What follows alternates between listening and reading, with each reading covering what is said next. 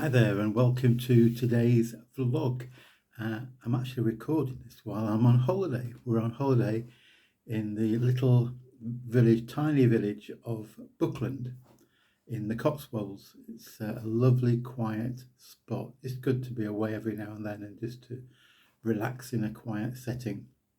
And I want to share with you just a couple of thoughts as I've been reading in my Bible reading the story of Joseph, which you probably know very well. But just to re-emphasize one of the key elements of the story of Joseph, as you will know, Joseph was one of 12 brothers, and he wasn't really liked by his brothers, certainly his elder brothers. He seems to have been a bit of an upstart and didn't have any diplomatic skills, so they really got to hate him, and they had an opportunity to do something about that, and at one stage they were going to kill him, but in the end they gave him to some travelling people who took him off to Egypt and sold him as a slave, a servant, in the house of a man called Potiphar. So there was Joseph, from being the darling of his father, he now becomes a slave, a servant in a foreign land.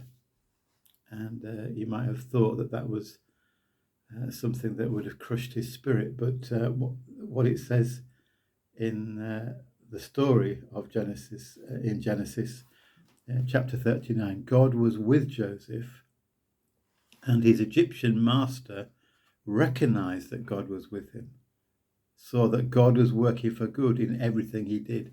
So even though Joseph was now a slave, a servant in a foreign land, God was with him.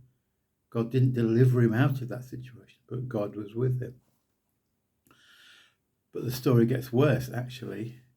Despite that Potiphar's wife fancied Joseph. She tried to get him into bed, but he didn't succumb to her wiles. So she framed him and said that he tried to attack her. So Joseph was thrown into prison, forgotten. So there he is, from being his father's favourite to be a slave in a foreign land, and now imprisoned in a foreign land. But again, it says there in jail, God was still with Joseph, and the head jailer gave him a position of authority in that situation. Whatever he did, it says God made sure it worked out for the best. And then he interpreted a dream for two of the fellow prisoners, and he said, when you get out, remember me and help me get out. But they forgot him, so there he was for years, languishing in a prison cell. But God was with him somehow. And then as the story rolls on, Joseph is released. He interprets a dream for Pharaoh. He's given a position of real authority in the land. He saves the land from a period of great famine. And to cut a very long story short, his brothers and his father are reunited with him in Egypt. And so the story comes good. And right at the end, he says to his brothers, who remember had wanted to kill him at one point, had sold him into slavery, he says this: don't you see, you planned evil against me, but God used those same plans for my good. So God turned evil intentions into good. And that reminds us perhaps of Paul's words, all things work together for good, for the good of those who love God, are called according to his purpose. So the kind of message is that God doesn't always deliver us from the tough times, the hard times.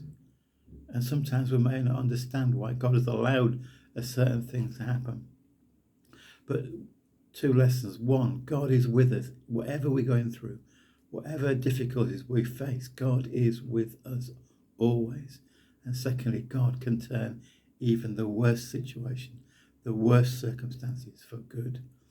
So that's something to hang on to. in the tough times. Maybe you're going through tough times right now. Many people are through this lockdown COVID period. But whatever we face, God is with us. That's the promise of Jesus, isn't it? I will be with you always. So God bless you. Thank you so much for listening today.